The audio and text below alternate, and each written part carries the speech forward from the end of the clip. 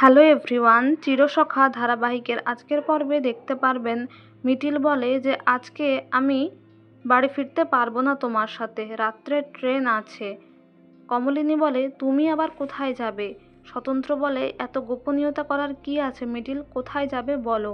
মিটিল বলে আমার একটা মিশন আছে, আমি এখন কিছু বলতে পারছি না ঠিকই, তবে ফিরে এসে আমি সবটা নিশ্চয়ই বলবো। নেক্সট হিয়ারিং ডেটে দেরি হলেও আমি নিশ্চয়ই আসবো। কমলিনী বলে নেক্সট হিয়ারিং ডেটে নিশ্চয়ই ফয়সালা জজ সাহেব দিয়ে দেবেন। মিটিল বলে এত তাড়াতাড়ি কেসটা শেষ হবে না, আমার মনে হয় কেসটা আরও কিছুদিন চলবে।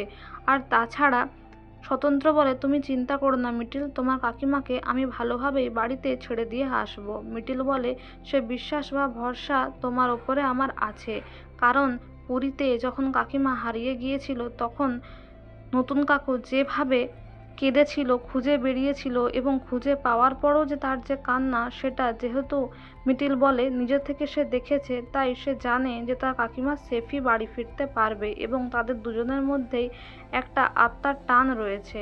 এদিকে স্বতন্ত্র বলে চন্দ্র যদি সৎ থাকতো, 20 বছর ধরে ও যে প্রতারণাটা করেছে সেটা যদি না করতো, আমি নিজে থেকে অনুষ্ঠান করে ওদের 4 হাত এক করে দিতাম, কিন্তু ও সেটা করেনি। 20 বছর ও আনন্দ করেছে আর কমলিনী বিধবার জীবন পালন করেছে। শুধুমাত্র তাই নয়, কমলিনীকেও টর্চার করেছে শারীরিকভাবে, মানসিকভাবে, এমনকি আরও একটা মহিলার সঙ্গেও তাকেও টর্চার করেছে। এদিকে বুবলাই বলে যে মায়ের ডিভোর্সটা তোমার সাথে কিছুতেই হতে দেওয়া যাবে না, আর মা যদি এই বাড়ি থেকে চলে যায়, ওই লোকটার সঙ্গে গিয়ে থাকে, তাহলে তো আমি কিছুতেই মেনে নিতে পারবো না, সুইসাইড করব। এদিকে চন্দ্র বলে তুই কেন সুইসাইড করবি? তবে হ্যাঁ, সুইসাইডের নাটক করতে পারিস তোর মাকে এখানে আটকে রাখার জন্য।